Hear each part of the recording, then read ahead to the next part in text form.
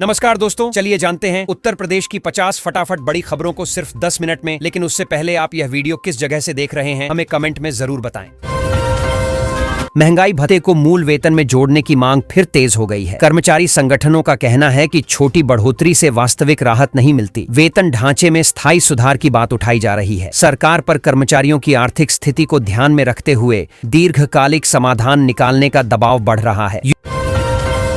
UP में मौसम ने अचानक करवट ली है। कहीं बारिश तो कहीं घना कोहरा लोगों को परेशान कर रहा है। तापमान में गिरावट के बावजूद ठंड पूरी तरह कम नहीं हुई है। मौसम विभाग ने सतर्क रहने की सलाह दी है। खासकर किसानों और यात्रियों को बदलते मौसम के बीच सावधानी बरतने को कहा गया है।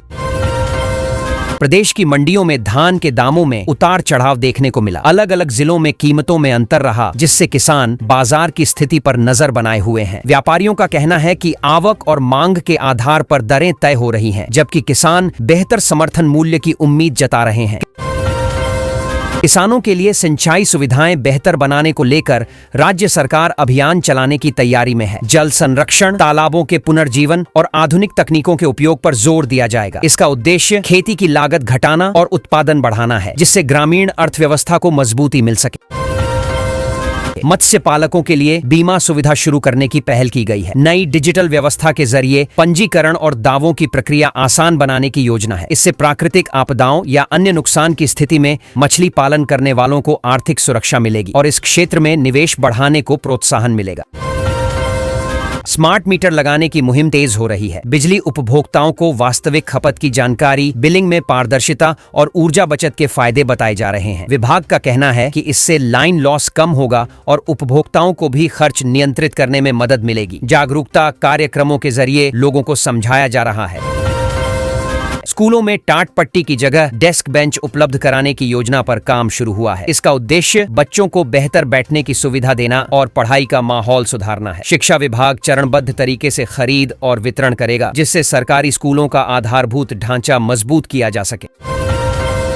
भदोही में खेल सुविधाओं को बढ़ावा देने के लिए रेसलिंग और बॉक्सिंग हॉल का निर्माण तेजी से चल रहा है। आधुनिक सुविधाओं से लैस यह परिसर स्थानीय खिलाड़ियों को बेहतर प्रशिक्षण का अवसर देगा। खेल विभाग का मानना है कि इससे ग्रामीण प्रतिभाओं को आगे बढ़ने और बड़े स्तर पर प्रदर्शन करने का मौका मिलेगा। भारत और अमेरिका ईरान परमाणु वार्ता को लेकर वैश्विक तनाव बढ़ गया है। पूर्व अमेरिकी राष्ट्रपति ट्रंप ने चेतावनी दी है कि समझौता नहीं हुआ तो कड़े कदम उठाए जाएंगे। ईरान की प्रतिक्रिया पर सबकी नजर है। इस घटनाक्रम से अंतर्राष्ट्रीय कूटनीति, तेल बाजार और सुरक्षा समीकरणों पर असर पड़ने की आशंका बढ़ती दिख रही है। दिल्ली सरकार ने त्योहारों पर मुफ्त गैस सिलेंडर देने की योजना घोषित की है। मुख्यमंत्री रेखा गुप्ता ने कहा कि होली और दिवाली पर पात्र परिवारों को राहत मिलेगी। योजना का उद्देश्य महंगाई से जूझ रहे निम्न और मध्यम वर्ग को सहारा देना है। पात्रता मानकों और वितरण व्यवस्था पर जल्द विस्तृत दिशा निर्देश जारी होंगे।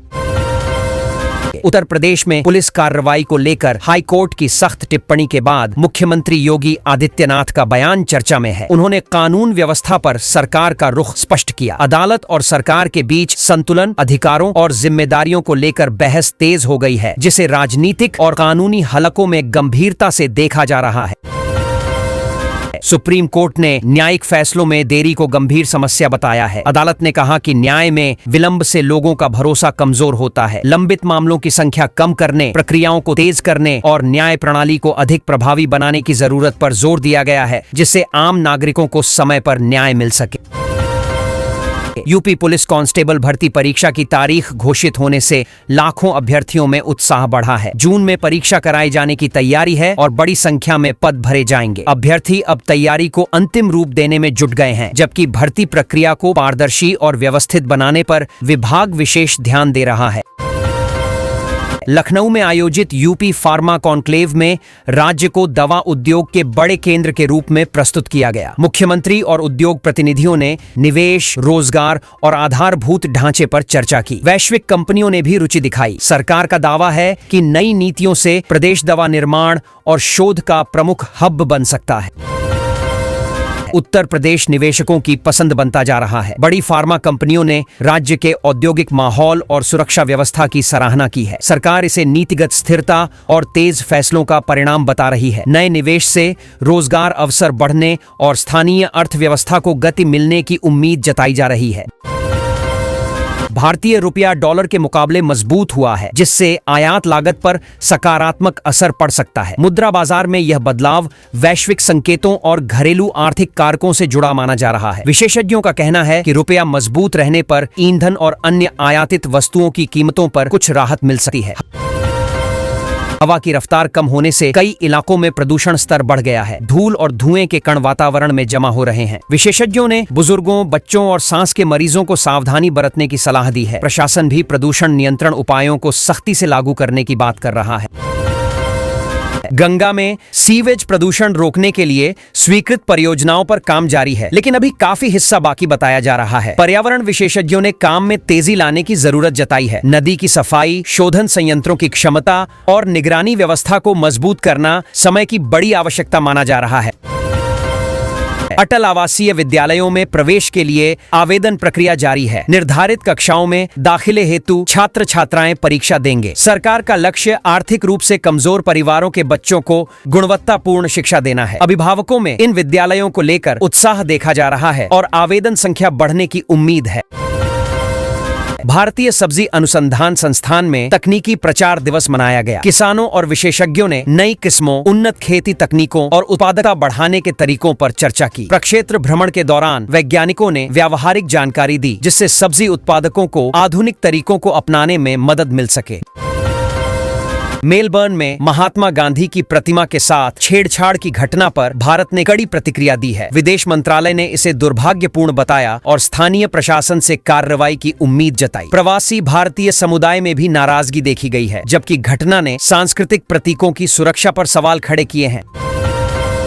भारत को एक साथ 2 रणनीतिक मोर्चों पर लाभ मिलने की चर्चा है। कूटनीतिक और आर्थिक स्तर पर हुए हालिया घटनाक्रमों को देश के लिए सकारात्मक माना जा रहा है। विशेषज्ञों का कहना है कि संतुलित विदेश नीति और घरेलू सुधारों से भारत की वैश्विक स्थिति मजबूत हो रही है।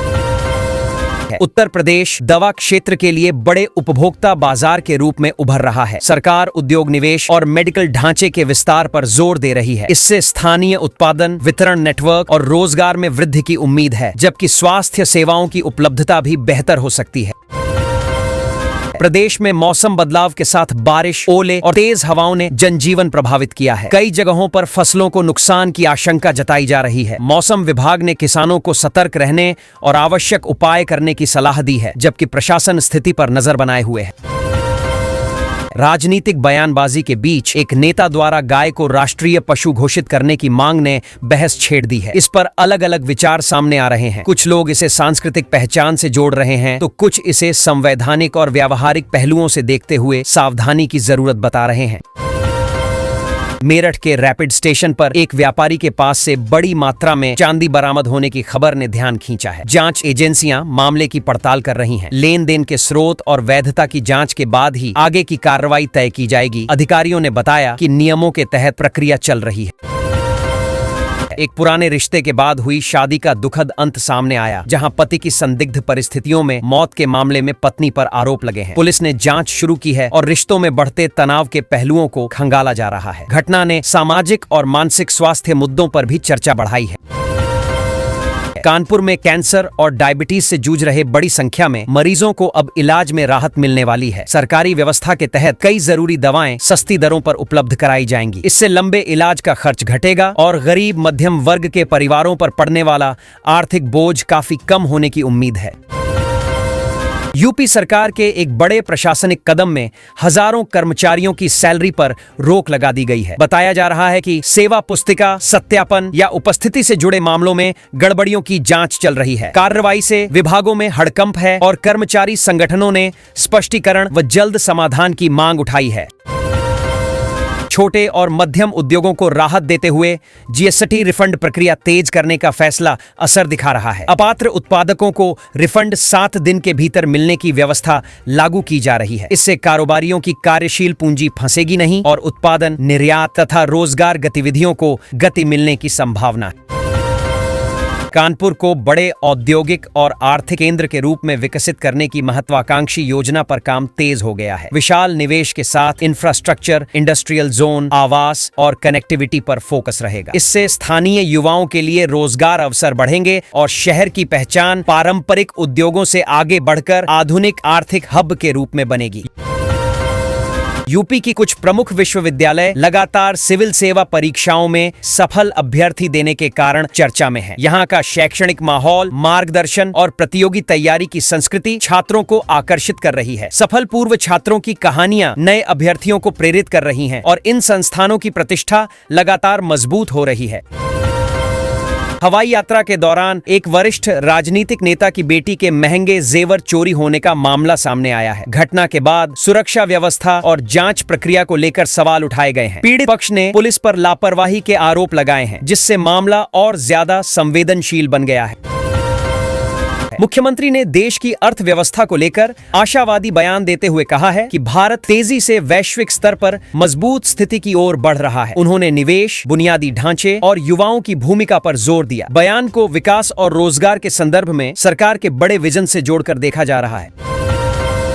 कानपुर में स्वास्थ्य सेवाओं का बोझ देखते हुए प्रमुख अस्पतालों की ओपीडी व्यवस्था को लेकर लोगों में खास दिलचस्पी रहती है। अलग अलग विभागों में किस दिन कौन डॉक्टर उपलब्ध रहेंगे, इसकी जानकारी मरीजों के लिए राहत देती है। इससे लंबी कतारों और अनावश्यक दौड़ भाग से बचने में मदद मिलती है। यूपी बोर्ड की परीक्षाओं से जुड़े छात्रों को राहत मिली है, क्योंकि प्रैक्टिकल परीक्षाओं की तारीख आगे बढ़ा दी गई है। जो विद्यार्थी किसी वजह से पहले शामिल नहीं हो पाए थे, उन्हें अंतिम अवसर मिलेगा। फैसले से हजारों छात्रों की चिंता कम हुई है और स्कूल प्रशासन भी नई तिथियों के अनुसार तैयारी कर रहा है। जिले में महानगरों जैसी निगरानी व्यवस्था लागू करने की तैयारी प्रशासन ने शुरू कर दी है। सीसीटीवी नेटवर्क, कंट्रोल रूम और तकनीकी मॉनिटरिंग के जरिए सुरक्षा व्यवस्था मजबूत की जाएगी। उद्देश्य अपराध पर नजर रखना, ट्रैफिक प्रबंधन सुधारना और आपात स्थिति में त्वरित प्रतिक्रिया सुनिश्चित करना बताया जा रहा है। कानपुर में पान मसाला और तंबाकू उत्पादों पर बढ़े टैक्स का असर अब उद्योगों पर साफ दिखने लगा है। उत्पादन घटने से कई फैक्ट्रियों ने मशीनें बंद कर दी या बाहर निकाल दी हैं। कारोबारी मांग में गिरावट और बढ़ती लागत को लेकर चिंतित हैं, जबकि श्रमिकों के रोजगार पर भी असर पड़ रहा है।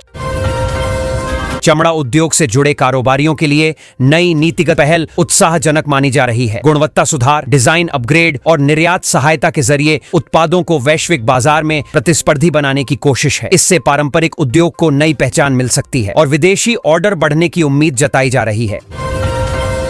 यूपी में 3 करोड़ रुपए की लागत से 36 अन्नपूर्णा भवन बनाए जाएंगे। इन केंद्रों पर जरूरतमंदों को सस्ती दरों पर भोजन मिलेगा। साथ ही यहां कॉमन सर्विस सेंटर की सुविधा भी उपलब्ध कराई जाएगी, जिससे ग्रामीण और शहरी उपभोक्ताओं को सरकारी सेवाओं का लाभ एक ही स्थान पर मिल सकेगा। माघी पूर्णिमा के पावन अवसर पर आज श्रद्धालुओं की भारी भीड़ तीर्थ स्थलों और गंगा घाटों पर उमड़ने की संभावना है। स्नान, दान और पूजा अर्चना का विशेष महत्व माना जाता है। प्रशासन ने भीड़ प्रबंधन, सुरक्षा और साफ सफाई को लेकर व्यापक इंतजाम किए हैं। यातायात नियमों के उल्लंघन पर पुलिस ने सख्त कार्रवाई करते हुए 91 वाहनों का चालान किया। साथ ही 20 लोगों को पाबंद किया गया है, ताकि वे भविष्य में नियमों का पालन करें। यह अभियान सड़क सुरक्षा को मजबूत करने और दुर्घटनाओं पर अंकुश लगाने के उद्देश्य से चलाया गया। लोगों को सड़क सुरक्षा के प्रति जागरूक करने के लिए यातायात विभाग ने अपील जारी की है कि जीवन अनमोल है, इसलिए नियमों का पालन करें। हेलमेट, सीट बेल्ट और गति सीमा का पालन दुर्घटनाओं से बचाव के लिए जरूरी बताया गया है। कल से जिले के लगभग 18,000 विद्यार्थी प्रयोगात्मक परीक्षाओं में शामिल होंगे। स्कूलों में तैयारियां पूरी कर ली गई हैं। परीक्षाओं को शांतिपूर्ण और पारदर्शी तरीके से कराने के लिए शिक्षा विभाग ने दिशा निर्देश जारी किए हैं। विद्यार्थियों में भी परीक्षा को लेकर उत्साह देखा जा रहा है। साइबर ठगी के एक मामले में पीड़ित के बैंक खाते से निकली 2,610 रुपए की राशि पुलिस की मदद से वापस कराई गई। अधिकारियों ने लोगों से अपील की है कि संदिग्ध कॉल या लिंक से सावधान रहें और तुरंत शिकायत दर्ज कराएं। भारत और बांग्लादेश के बीच संबंधों में आई खटास का असर झूठ व्यापार पर भी पड़ रहा है। निर्यात आयात में सुस्ती आने से कारोबारियों की चिंता बढ़ी है। उद्योग जगत ने सरकार से कूटनीतिक समाधान और व्यापार सुगमता के लिए कदम उठाने की मांग की है। अवैध रूप से एसिड की बिक्री पर सख्ती बरतते हुए आईजी ने कार्रवाई के निर्देश दिए हैं। दुकानदारों को नियमों का पालन करने और रिकॉर्ड रखने को कहा गया है। बिना लाइसेंस बिक्री करने वालों पर कड़ी कार्रवाई की चेतावनी दी गई है। चोरी करने वाले गिरोह के सरगना को अदालत ने सजा सुनाई है। पुलिस जांच में उसके खिलाफ कई मामलों का खुलासा हुआ था। फैसले के बाद क्षेत्र में लोगों ने राहत की सांस ली है और पुलिस की कार्रवाई की सराहना की है।